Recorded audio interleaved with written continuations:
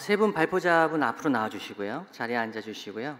이번에는 회중 중에서 궁금하신 거, 꼭 질문하고 싶으신 거 먼저 말씀하실 때 발표자 누구에게 질문을 드립니다라고 말씀해 주시면 세 분이 너무 놀라지 않으실 것 같아요. 열심히 질문 얘기하시는데 그 다음에 맨 마지막에 누구에게 이렇게 하면 당황스럽잖아요. 네, 앞에 앉으시는군요. 네. 무선 마이크를 아마 준비했을 겁니다. 그래서 손을 들어주시면 무선 마이크를 가져다 드리겠습니다. 수영록의 김경 목사님께 이제 질문 드리면, 아이들이 이제 뭐 입학할 때라든가 이럴 때, 아니면 아기 기도 이럴 때 들어오면은 축복해주고 막 박수 쳐주고 이것만으로도 굉장히 된다 이렇게 말씀하셨었는데, 사실 제가 전에 사역하던 교회는 아기 기도가 있었고, 또 이제 온세대 연합 예배를 지금 이제 제가 사역하고 있는 교회는, 그러니까 전에 있는 교회는 교세가 한 200명 정도였는데 아기 기도가 있었고, 지금 있는 교회는 이제 한 2,000명 정도 되는데, 이제 온세대 연합 예배를 하면서 뭐 그런 가정 서약서도 쓰고 앞에 나가면 뭐 붙이고 축복하고 이런 것도 했었거든요. 그런데 이게 그 행사가 아니라 문화를 만들어야 된다고 하셨는데, 사실 이제 성도들이 느끼거나 혹은 이제 참여자들이 느낄 때 사실 행사같이 느껴질 때가 많거든요. 그러니까 실질적으로 그런 느낌을 안 받게 하려면, 예를 들어서 그 진짜로 이게 나를 축복해 주는구나, 교회 행사가 아니라, 교회 행사라서 나가는 게 아니라 진짜로 나를 축복해 주는구나 라는 것을 좀 느끼게 하려면 어떻게 해야 될까라는 고민이 많거든요. 네, 우선 그 말씀해 주신 부분에서요, 그 맵이 있으면, 이 신앙 지도가 큰 지도가 있으면 그런 축복 행사가 행사보다는 왜 하는지에 대한 명분이 된다고 생각을 하고요. 그래서 지금 이 단계에 들어간 아이들을 축복해 주는구나 라고 접근이 되는 측면이 하나가 있고요. 또 하나는 사역을 할 때 거창해지면은 안 됩니다. 그러니까 저희도 이제 그 아기 축복 기도할 때 뭐 아무것도 안 하거든요. 그냥 데리고 나가서 기도해주고 데리고 와요. 그 정도만 돼야지, 거기서 뭐 사진을 찍고 뭐 전달을 하고 막 기도를 막 이러면은 저거 행사구나가 되죠. 그러니까 아주 작고 아주 심플하게 좀 가야 되고요. 그리고 이 생애주기 이 축복이나 이런 사역들을 할 때 지금 대부분의 교회들이 좀 큰 교회들이나 잘 돼 있는 교회들 예를 봐서 거기에 다들 학교가 많이 세워져 있어요. 근데 가정사역을 학교라고 보면은 이게 좀 이제 부담이 점점 많이 되고요. 그래서 저런 학교 하나 운영하는데 예산도 인력도 엄청나게 많이 들어가거든요. 그래서 저희 교회도 학교가 원래 20년 전부터 있었기 때문에 운영을 하고 있는데, 그건 좀 이 생애주기의 과외라고 보셔야 되고요. 이 생애주기 사역이라는 것 자체가 학교를 많이 세우고 프로그램을 많이 하는 사역이 되면은 이게 부담이 됩니다. 그러니까 지역교회에서 진행하실 때는 어떤 이벤트나 행사가 아니라 그냥 진짜 별거 아닌 시간, 별거 아닌데 자주 아이들이 앞에 나오고 계속 아이들을 호명해주고 축복해주고 하는, 그러니까 교회에 가면 아이들이 눈에 보이는 문화를 만드는 거예요. 그러니까 그 생애주기를 뭐 8단계를 만들었는데 거기에 학교가 하나도 없으셔도 돼요. 학교가 중요한 게 아니에요. 뭐 부모 학교를 한다, 이게 중요한 게 아니고요. 그 부모들의 아이들의 성장에 따라서 주요 기점들을 그냥 몇 분 정도 축복해주는 시간 정도만 가져도 되고, 하지만 그 중에 이제 중요한 시간은 입교하는 그 유아 세례 시간과 입교 시간이 중요합니다. 그러니까 그런 그러니까 진짜 그 진행하는 분들이 행사로 생각하시면 안 돼요. 저희 담임 목사님도 저희 수영록교회는 엄청 큰 교회잖아요. 그래서 이벤트를 만들면 거창하게 만들 수 있는데 계속 강조하시는 건 이벤트 하지 마라. 그냥 데리고 나왔다 들어가. 이게 핵심이었고요. 그리고 성도들이 그냥 진짜 5분도 안 걸려요. 그게 제일 중요한 부분입니다. 특별히 입교 부분은 그러니까 그렇게 심플하게 진행하는데 그 중에서 한두 개 정도는 좀 잡으셔도 좋아요. 오륙교회에서 제가 막 하려고 아이디어 줬다가 먼저 하는 게 있는데, 교회에서 입학식이에요.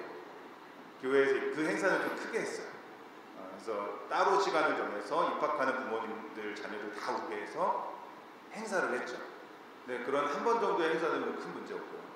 또 입교 같은 경우는 저는 한국교회에 지금 신앙 전수가 안 되고 있는 큰 이유 중에 하나가 입교라고 생각해요. 그러니까 14년 동안 아이를 키워서 위해서 이 아이가 스스로의 믿음을 고백하는 엄청난 시간인데 그냥 나와서 선서 들어가 이게 끝이에요. 근데 좀 거기에 대해서는 그 교회에서 어떻게 이 시간을 각인시켜 줄 것인가에 대한 좀 고민을 할 필요가 있다고 봅니다. 지도가 있는 거에 하나가 중요하고 쉽게 하는 게 중요합니다. 네, 안녕하십니까. 장애인 사역하는 이재환 목사라고 합니다.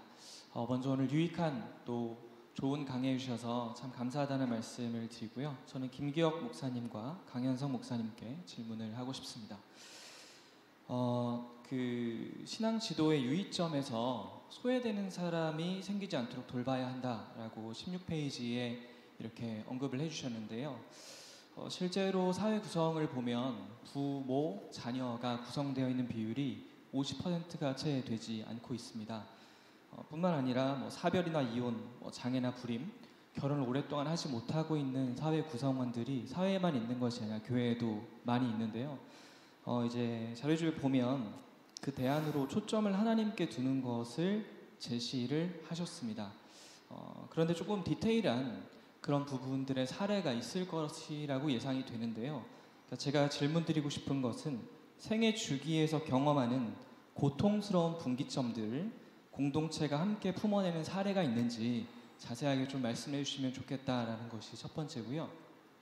강현성 목사님께는 제가 장애인 사역을 하다 보니까 생애 주기 가운데 이제 장애를 가진 가정 혹은 장애인들을 유대인들이 그들의 생애 주기 속에서 문화 속에서 혹시 어떻게 품어내고 있는지가 궁금합니다. 감사합니다. 지금 이 생애 주기라는 게 사실 평균을 만드는 사역이거든요. 평균은 허구고 평균에 미치지 않는 경우들이 훨씬 많죠. 그러니까 아이들 결혼을 하고 아이를 낳냐 안 그런 가정이 훨씬 많거든요. 그럼 거기에 대한 그 충분한 고려와 배려가 있는 상태에서 이 사역을 진행해야지 그냥 결혼하고 아이를 낳는 게 당연하다라고 생각하고 넘어가 버리면 난임 가정이나 불임 가정들이 상처를 받습니다. 그래서 저희도 이 아기 축복 기도를 하면서 동시에 목사님이 자주 그 멘트를 하세요. 우리 그 아이를 낳지 못하고 있는 임신을 희망하는 가정들을 위해서 따로 계속해서 기도해 주시고 금철 예배 시간이나 여러 가지 그 기회들을 활용해서 그런 분들을 위한 기도하는 시간들을 만들고요. 교회에서도 이제 거기에 대한 집중을 좀 계속하고 있는 중이고요. 아이가 장애가 있어서 초등학교에 못 들어가는 가정들도 있잖아요. 그런데 앞에서 초등학교 입학식을 하고 있으면 엄마가 마음이 힘든 거죠.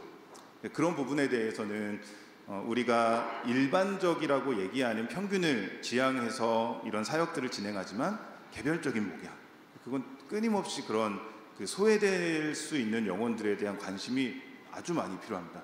그래서 제가 이제 생애주기 사역을 그 공부하고 할 때 제일 안타까웠던 부분 중에 하나가 그건데, 그렇다고 안 할 수는 없고 하면서 목양적인 지원을 해주는 그런 사역이라고 보시면 좋을 것 같고요. 그리고 저희가 이제 개인적으로 목양하고 또 젊은 세대들 신방하고 할 때 특별히 이제 난임 부부들에게 그 부부들을 축복해줘라. 그 아기를 안고 나와서 기도하는 가정들을 정말 전심으로 축복해줘라.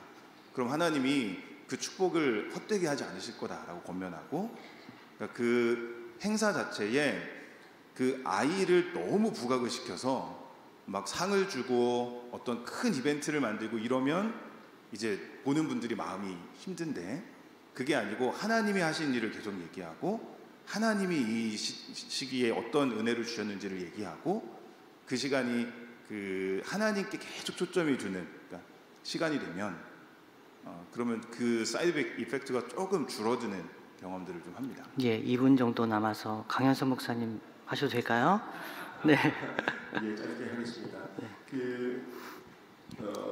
유대인들도 이제 같은 세대들이 모여서 함께 예배를 하다 보니까 이 상황이 답이 될 것 같은데요. 모든 예배는 다 어른들 수준으로 합니다.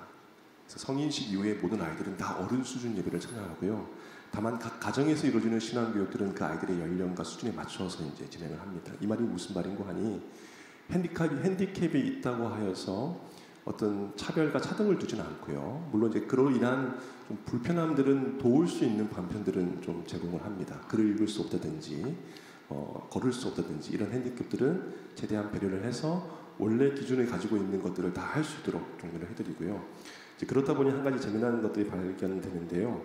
그 노령되셔서 이제 노안이 있으신 분들도 예배를 참석하셔서 다양한 이 교육들을 하시게 되는데 이분들 돕는 간병인 분들이 많이 계세요. 대부분 유대인 분들이 아니시고 외국 노동자 분들이신데 이분들이 그 과정을 통해서 유대인 신앙을 갖는 분들도 종종 적지 않게 계시는 것 같습니다. 그래서 장애우들을 관련된 활동들 관련해서도 우리가 또 그 간병하시는 분들을 또 동참시킬 수 있는 또 하나의 방편의 또 교육이 아닐까 생각합니다. 이상입니다. 예. 아이들의 유년기부터 계속되는 교육에 가장 영향을 미치는 부분이 부모의 언행과 집, 가정에서의 부모의 삶인데 거기에 대해서 교회가 아이들의 프로그램과 세대 교육에 신경을 쓰고 많은 노력을 들이는 것만큼 또 그만큼 부모들에게 복음에 대한 구원의 확신을 갖게 하는 그러한 그 노력이 필요하면은 자연적으로 부모가 바뀌고 언행이 바뀌면서 아이들이 부모의 삶을 쫓아가는 그러한 그런 것에 대해서도 앞으로 그 세대 그 교육을 하면서 그런 부분을 균형을 맞춰서 해야 되는 것은 어떤가 그런 생각을 좀 드리고 두 분 오 목사님과 김 목사님께 또 질문을 드리고 한 가지만 더 네. 저 유대교 목사님께 들은 거는 유대계 세대 교육의 생애 주기의 교육이 율법과 그 계명에 속한 형식으로 구성된 것이 대부분이고 그 유대인들이 복음에 받아들이는 것이 80%도 안 되는 그런 유대인들의 형식주기는 생애 주기의 교육을 우리가 많이 본받아야 될 그런 그 이유가 있는지 그런 거에 대해서 생각을 좀 해봤습니다. 예, 제가 사례 들은 것 중에 하나를 좀 소개해드리고 싶습니다. 꿈마을 예림교회는 그 성경 공부를 굉장히 강조하는 교회입니다. 그래서 거기는 보면은 모든 성도가 성경 공부를 해야 되는데 11주 제자반을 초등학생들이 수료하면은 1일 여행을 보내주고 중학생들이 11주 제자반을 수료하면은 백두산을 보내주고 고등학생들이 11주 제자반을 수료하면은 한라산을 보내주고 성인들이 11주 제자반을 수료하면은 성지순례를 보내줍니다. 근데 그 성경 공부는 계속하고 있습니다. 장로님 말씀처럼 복음이 중요하고 복음으로 부모가 무장되는 건 너무너무 중요하고 그 당연한 말씀이고요. 그리고 그 외에 조금 더 전문가들의 시선과 또 이 연령대에 맞는 어떤 교육이 있을까 해가지고 가는 게 그 생애주기 교육인 것 같습니다. 그래서 장로님 말씀은 뭐 다 여기 있는 분들 다 공감할 것이라고 생각합니다. 네, 김기호 목사님도 한 말씀. 예. 강 목사님. 예. 예, 이제 유대인들의 생애 주기는 우리가 답습하자는 주기는 절대 아니고요. 다만 이제 이들이 자신들의 정체성과 신앙 전술을 나라가 없고 민족이 위태로운 미혹들 가운데서도 이렇게 지킬 수 있었던 비결이 무엇일까라고 하는 관점에서 하나 참고할 수 있는 사항인 것 같고요. 또 유대인들 내에서도 이 생애 주기에 관련된 여러 가지 또 어려움들과 또 고민들이 있습니다. 근데 이 답은 우리 김기호 목사님 참 제 마음을 참 알아주시고 답을 많이 주시는 것 같은데 유대인들도 이벤트로 하시는 데는 큰 결실을 많이 못 보시는 것 같아요. 근데 정말 하나님과의 관계 가운데서 자신의 신앙 고백으로 그것을 소소하지만 심플하지만 해가시는 것들은 각자의 또 간증과 고백들이 있는 것 같습니다. 그런 부분들을 우리가 잘 차용하면 도움이 되지 않을까 이렇게 생각합니다. 한마디만 네. 마지막 이제 예. 드리면요, 그 생애주기라는 게 시스템을 만들어서 이게 답이다는 아닙니다. 그러니까 부모가 자녀와 함께 살아갈 수 있도록 교회 공동체가 맵을 제시하는 것 정도지 여기에 완전 답이 있고 여기서 끝난다 이것만 하면 된다 이런 의미는 아닙니다. 중요한 이벤트들이 있지만 그 안에 있는 공백은 가정에서 부모가 함께 예배를 드리고 매주 자녀와 함께하는 그 삶을 통해서 전해줘야 되는 거죠. 그 삶을 돕기 위한 사역이라고 보시면 되겠습니다.